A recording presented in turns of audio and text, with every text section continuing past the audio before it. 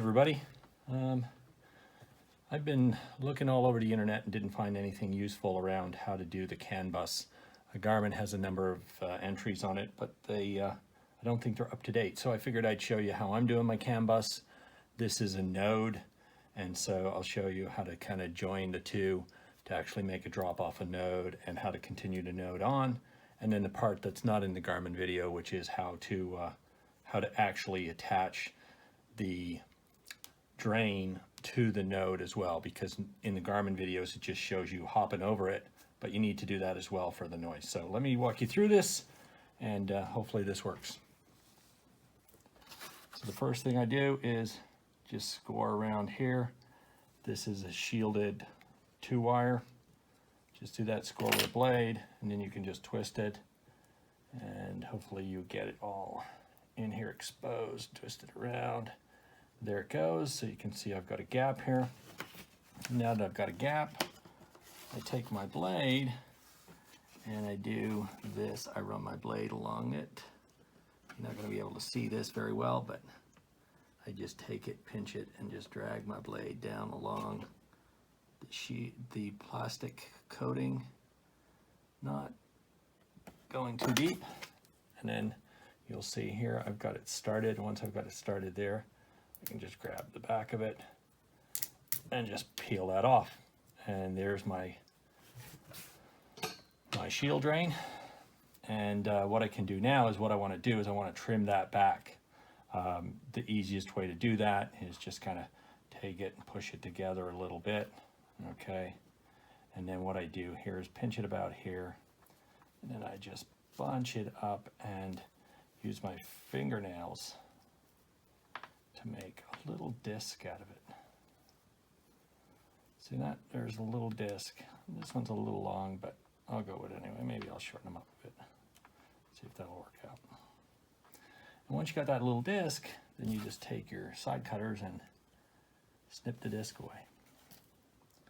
Just go around it. Make sure you cut them all. And then once you had that cut, you should be able to pull it apart, and that comes off.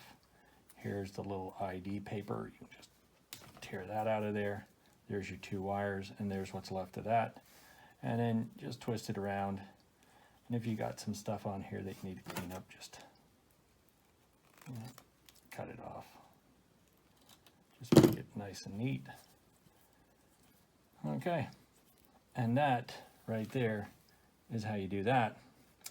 Then what you want to do is, I've already prepped these. These are just a couple of lengths of wire to use for my bypass here. So what I'm going to do is I'm going to go take this guy and I'm going to untwist him, fan him out a bit, like so. There we go. Put him on here. And now that I got him on here, just tip him up. And I'm going to take him now that he's spread out and wrap him around that shield. Just twist him right around there like that. And there we go. Now that I have that, I'm going to go grab onto this guy, make sure he's still good. Take my solder iron, clean him off a little bit. Get the solder ball on here. And now that I got that on there, I'm just going to go and solder this on there.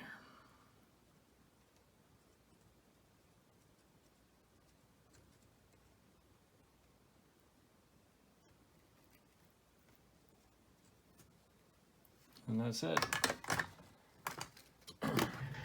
And that connects one side, just like that. Check him. He looks pretty good. Now what I'm going to do is I'm going to do the same for the other side, except the other side I'm going to do it a little differently. So I'm going to get my second piece, and maybe it might have been better to do this on this first piece, but let me do it on my second piece anyway. Go through the same process. Put a kink in it. Again, go around it. You don't have to press very hard. It cuts right through it pretty easy. Twist it around. There you go. I got a nice clean cut there. Trim back.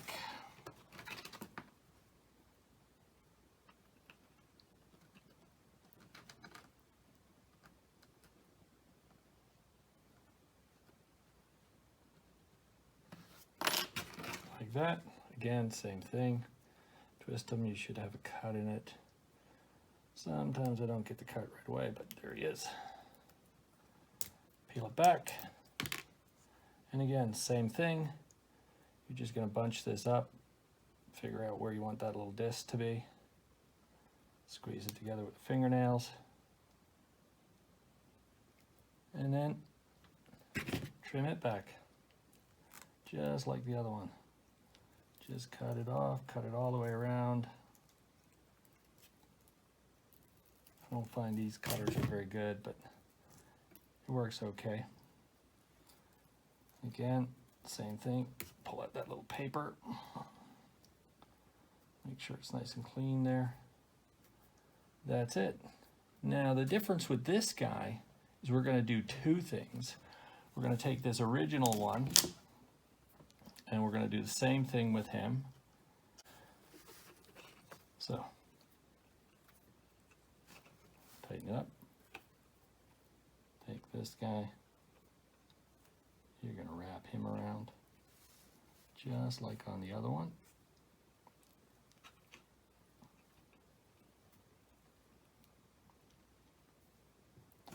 And then I'm going to take this guy and I'm going to fan him out just like that.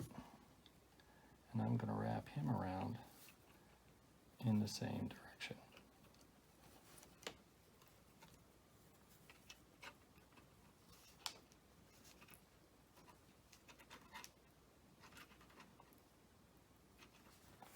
And there we have it. And I'm going to clamp him in here. Get a good clamp on him. Make sure that's good and tight, a good mechanical connection. And I'm going to go and get my solder ball here.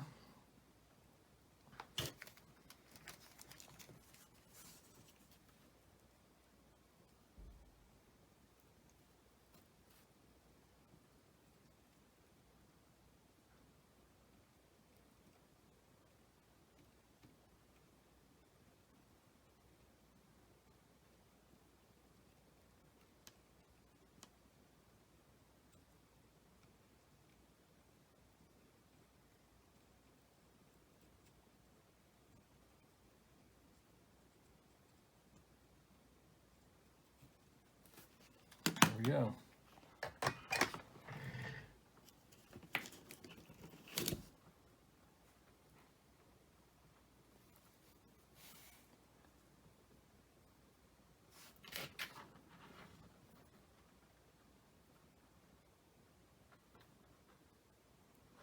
And now that I have both of those done, I'll then take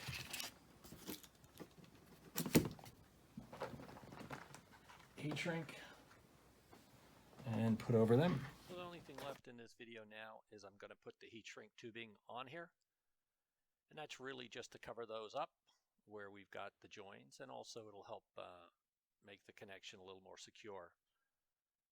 The real difference here is in most of the videos that you'll see out there that have been produced by Garmin, they show you the technique of how to take the two drain shields and connect them together so you can extend them on downstream to the next node.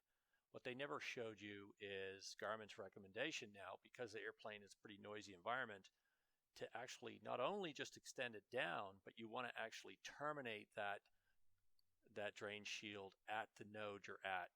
So that black wire that I added, that one will put a ring connector on it, and then it'll get attached to the back shell on the back of the unit, and that'll terminate that unit as well.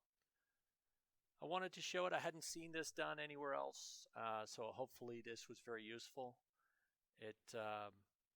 This is part one of a two-part. So in the next video, I'll actually show you how I take the actual connections for the CAN bus high and low and join those together So you also have those run to the node along with the drain shield. Anyway, if you like the video, make sure you give it a like, and don't forget to subscribe. And hopefully you're finding these useful. And if you do, if you have any questions, just throw some questions in the comment section, and I'm more than happy to answer those. Cheers, and have a great day. Bye now.